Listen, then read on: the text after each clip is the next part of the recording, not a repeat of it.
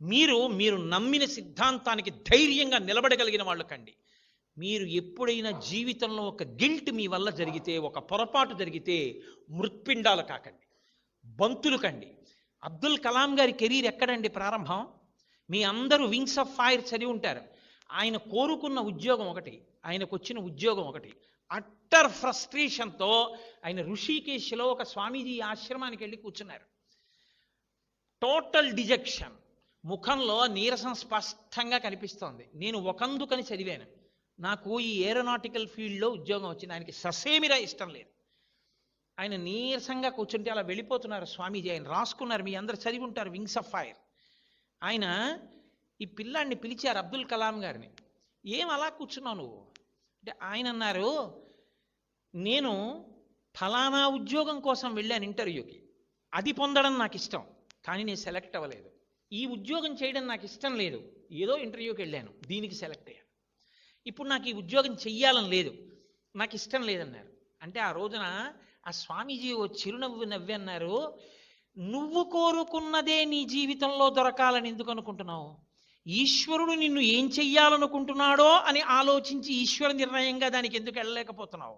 ఏమో ఈశ్వరుడు నీకు నీ ద్వారా ఈ జాతికి ఏం చేయించాలనుకుంటున్నాడో అన్నారు. ఆ మాట ఆయన మీద పని చేసింది, యాక్సెప్ట్ చేశారు కాబట్టి. అంతే. ఈ దేశానికి ఉపగ్రహాలు తయారు చేసుకోవడానికి కావలసినటువంటి సత్తానిచ్చిన మహాపురుషుడయ్యారు.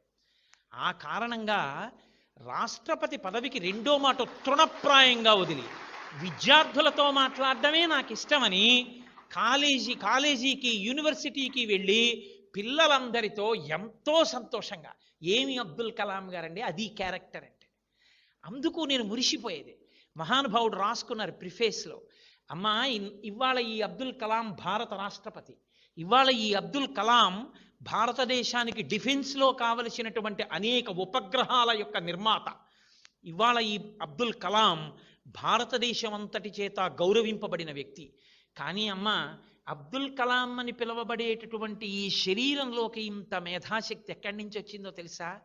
రామేశ్వరంలో ఒక పెంకుటింట్లో నేను గుడ్డి దీపం కింద చదువుకుంటూ రాత్రి 8 గంటలకి ఆకలేస్తే పళ్ళెం పట్టుకుని పరిగెత్తుకుంటూ నీ దగ్గరికి వచ్చి నీ కాళ్ళ దగ్గర కూర్చుని, అమ్మా అమ్మా నాకు ఆకలేస్తోందమ్మా అంటే నువ్వు పొయ్యి దగ్గర నిలబడి ఇలా ఇలా అటు ఇటు తిప్పినటువంటి నూనె వెయ్యని 2 రొట్లు నా పళ్ళెంలో వేసి అత్యంత ప్రేమతో కూర వేసి నా తల మీద చేతితో నిమిరి, నాన్న నువ్వు ఎంతో వృద్ధిలోకి రావాలి, బాగా చదువుకో అంటూ నువ్వు పెట్టిన రొట్టెలు ఈ అబ్దుల్ కలాంలో ఇంత మేధాశక్తిగా మారాయమ్మా.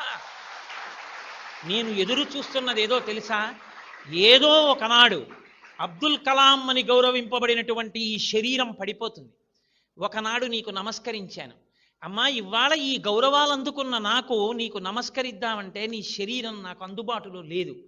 అమ్మా ఈ శరీరం అంటూ పడిపోగానే నేను చేసే మొదటి పని, నువ్వు ఏ శరీరంతో ఏ లోకానికి వెళ్ళగలిగావో ఆ లోకానికి ఆ శరీరంతో వచ్చి ఈ పృథ్వీ మీద ఇంత గౌరవానికి కారణమైన ఆశీర్వచనం చేసిన నీ పాదాలకి నా తల తాటించి నమస్కరిస్తానమ్మా అని రాసుకున్నారు. అది కొడుకంటే. ఇలాంటి కొడుకుతనం లేనివాడు ఎంత గొప్పవాడైతే ఎవడకు కావాలండి? కట్టుకున్న సతిని నట్టేటిలో ముంచి కన్నవారి నోట గడ్డ కొట్టి సభలకెక్కువాడు చచ్చు పెద్దమ్మరా లలిత సుగుణజాల తెనుగుబాల. తన వాళ్ళకి తన తల్లిదండ్రులని చెప్పుకోలేనివాడు తన గురువు గారిని చూసి, ఈయన నాకు పాఠం చెప్పిన మాస్టారు అని బూట్లు రెండింటిని వేళ్లతో తొక్కి అవతల బారేసి గబగబా వచ్చి గురువుగారి 2 పాదాలు చేతులతో పట్టుకుని తల తాటించి నమస్కరించగలిగినటువంటి శీలవైభవం లేనివాడు ఎంత గొప్పవాడైతే ఎవడకి కావాలి? కనకపు సింహాసనమున సునకము కూర్చుండు పెట్ట ఏమిటి సుఖం దానివల్ల? మీరు ఎదగడం కాదు, మిమ్మల్ని సెట్టింగ్ ఎగ్జాంపుల్గా మీ వెనక వాళ్ళు తీసుకోవాలి. అది మీ ప్రవర్తన చేత సాధ్యమవుతుందేమో, కేవలం నాలా ఉపన్యాసాలు చెప్పడం వల్ల సాధ్యం కాదు. అయితే మీతో నేను ఒకటి మనవి చేస్తున్నాను, నేను ఆచరించినది ఎన్నడూ నేను మీకు చెప్పలేదు. నా జీవితంలో నేను ఏది ఆచరించానో అది మీతో నేను మాట్లాడాను. కానీ ఇవాళ నేను ఆచరించకుండా, ఇవాళ మాట్లాడమన్నారు కదా అని నేను ఏది పాటించలేదో అందులో ఒక్క అక్షరం మీతో నేను మాట్లాడలేదు. ఒక్కటే కారణం, తాను ఆచరించని వాడికి ఇంకొకటికి ప్రబోధం చేసే అధికారం లేదు.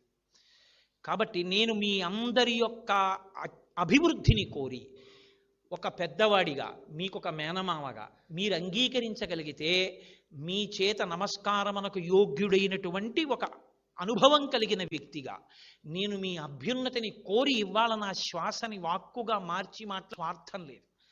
ఏ ఒక్కరైనా తమ దోషాన్ని దిద్దుకోగలిగితే నాకు చాలు.